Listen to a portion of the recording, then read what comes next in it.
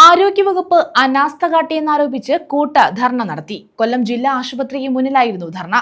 UTUC, ഐക്യമഹിളാ സംഘം എന്നിവ സംയുക്തമായാണ് പ്രതിഷേധം സംഘടിപ്പിച്ചത്.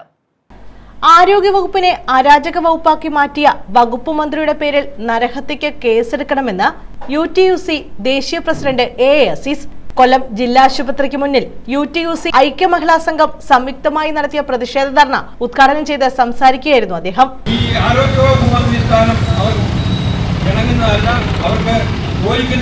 അതുകൊണ്ട് അവരുടെ പേരിൽ അവർ രാജിവെക്കണമെന്നത് മാത്രമല്ല, ഞാൻ നേരത്തെ പറഞ്ഞ അവർ നരഹത്യക്ക് കേസെടുക്കണം.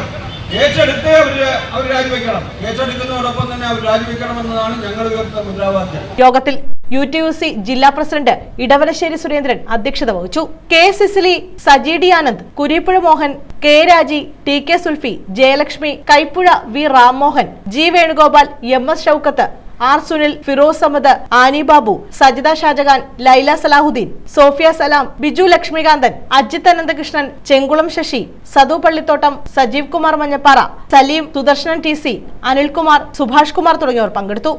ന്യൂസ് ബ്യൂറോ, കൊല്ലം.